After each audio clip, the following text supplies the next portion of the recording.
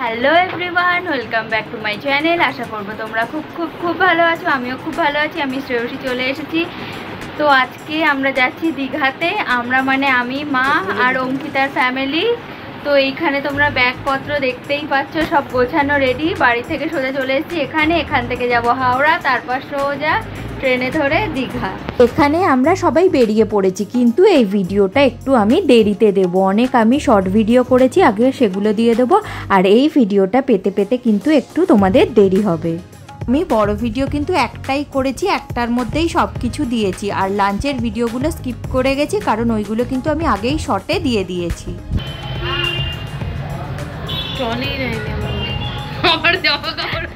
আমাদের হয়ে গেছে, আমরা রেডি। এদিকে কাকিমা, আমি কি করে বের করব? মা কাকিমা ট্রলি নেয়নি, ট্রলি নিতে ভুলে গেছে। কাকিমা এখানে ট্রলি নিতে ভুলে গেছিল, তাই আবার ওপরে ছুট লাগিয়েছে। এখানে সবাই এর ব্যাগ নিয়ে কিন্তু বেরিয়ে পড়েছে। আমরা তো হাওড়া স্টেশনে পৌঁছেও গেছি। আর এখানে আমার ভিডিও করা দেখে ওরা ভেবেছে আমি ফটো তুলছি, তাই সবাই স্ট্যাচু হয়ে গেছে। কিন্তু ওরা তো ভিডিওতেও চলে এসেছে, সেটা আর ওরা বুঝতে পারেনি।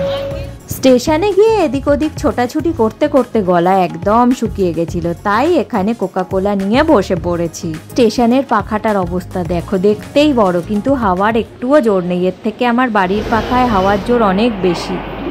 তো আমরা স্টেশনে চলে এসেছি, অ্যানাউন্সমেন্ট হচ্ছে, কিন্তু আমাদের এখনো প্ল্যাটফর্ম নাম্বারই দেয়নি। কটায় ট্রেন? 1:50 ট্রেন, এখন 1:30 বেজে গেছে, এখনো প্ল্যাটফর্ম নাম্বার পাইনি। আমাদের কিন্তু 1:50 ট্রেন ছিল, 1:30 অবধিও কিন্তু আমাদের কোনো প্ল্যাটফর্ম নাম্বার দেয়নি। অবশেষে এখন বাজে 3টে, আর 3টের সময় আমাদের ট্রেন এসে পৌঁছেছে। একেই তো ট্রেন লেট ছিল, তার উপর দৌড়ে গিয়ে সিট খোঁজা। অবশেষে সিট পেয়ে আরাম করে বসে দীঘার দিকে যাত্রা শুরু হলো আমাদের। ট্রেনে ওঠার কিছুক্ষণ পর থেকেই তো অনবরত আমাদের মুখ চলতেই আছে। আর এখানে এখন চলে এসেছে চিপসের প্যাকেট। তোমাদের তো বলাই হয়নি, আমরা কিন্তু অঙ্কিতাদের ফ্যামিলির সাথে যাচ্ছি দীঘাতে। এখানে আমার অবস্থা দেখো, ঠান্ডা হাওয়া খাওয়ার জন্য কিন্তু আমি একদম দরজার সামনে দাঁড়িয়ে আছি, কিন্তু আরেকটু হলেই পড়ে যাচ্ছিলাম। তাই দাঁড়ানোর আশা ছেড়ে দিয়ে গুটি পায়ে এসে আবার নিজের জায়গাতেই বসে পড়লাম।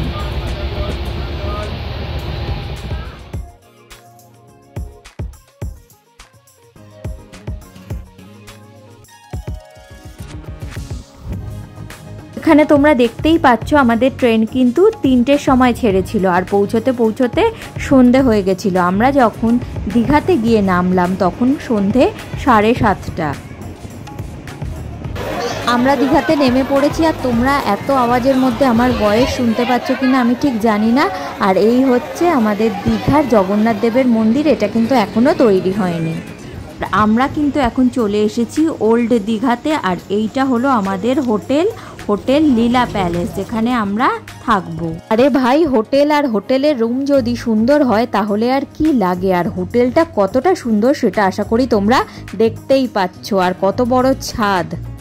তো একটু আগে আমরা দীঘাতে চলে এসেছি, হোটেলে এইমাত্র এসে পৌঁছলাম। ছাদে রয়েছি, প্রচণ্ড হাওয়া দিচ্ছে। Good morning. আজকে হচ্ছে পরের দিন সকালবেলা, আর আমাদের হোটেলের ছাদ থেকে কিন্তু একদম দীঘার সমুদ্র দেখা যাচ্ছে। তোমরাও আশা করি দেখতেই পাচ্ছ। বেলা হতেই কিন্তু চলে এলো গরম লুচি আর তরকারি ব্রেকফাস্টের জন্য। তরকারিতে ঝোলটাই দেখতে পাচ্ছি, আলু খুঁজে পাচ্ছি না। তারপরে ব্রেকফাস্ট করে নিয়ে চান করে আমরা বেরিয়ে পড়লাম দীঘার সমুদ্র দেখতে যাবার জন্য। আমি, মা আর অঙ্কিতা বাদে সবাই সমুদ্রে স্নান করবে, আমরা 3জন করব না। সকাল থেকে মেঘলা ওয়েদার, প্রচণ্ড পরিমাণে হাওয়া দিচ্ছে, আর সন্ধেবেলায় তো আরও বেশি হাওয়া দেয়। তো এখানে দেখো, আমরা অবশেষে কিন্তু পৌঁছে গেছি একদম সমুদ্রের সামনে। আর আমার যে কি আনন্দ হচ্ছে বলার মতো নয়। এটাই আমার প্রথম দীঘাতে আসা। ঢেউগুলোকে শুধু একবার দেখো, দারুণ লাগছে। এখানে দেখো কত দূর অবধি সবাই চলে গেছে। ভাই, এত বুকে সাহস আমার নেই, আমি এই কাছ থেকেই ভিডিও করব। এখানে দেখো, ফ্যামিলির সাথে কিন্তু একটা ল্যাবও ঘুরতে চলে এসেছে। সবাই কিন্তু স্নান করতে নেমে পড়েছে, কিন্তু কোথায় গেছে খুঁজে আর পাচ্ছি না। এই দুটো মনে হয় স্টার ফিশ, দেখো রয়েছে, খুব সুন্দর লাগছে। কিন্তু ওখান থেকে ফিরে ফ্রেশ হয়ে নিয়ে লাঞ্চ করে আগে আইসক্রিম, আর তারপর কিন্তু কোল্ড ড্রিঙ্ক খেলাম।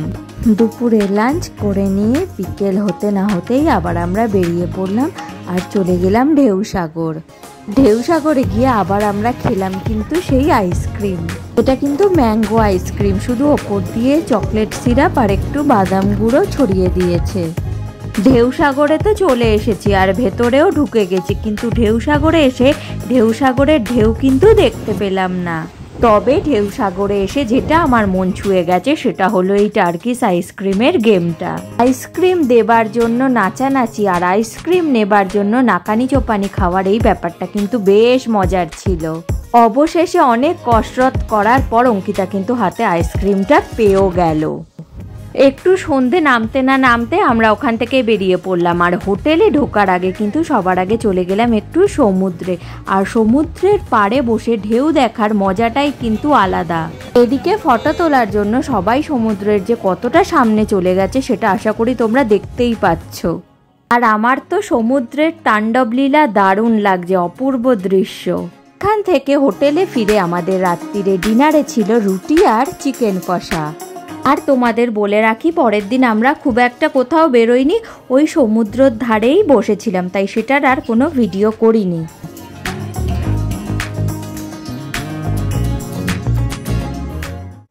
অবশেষে আমাদের দীঘায় ঘোরার পালা শেষ আর বাড়ি ফেরার পালা কিন্তু শুরু, আর আমাদের ট্রেনও চলে এসেছে।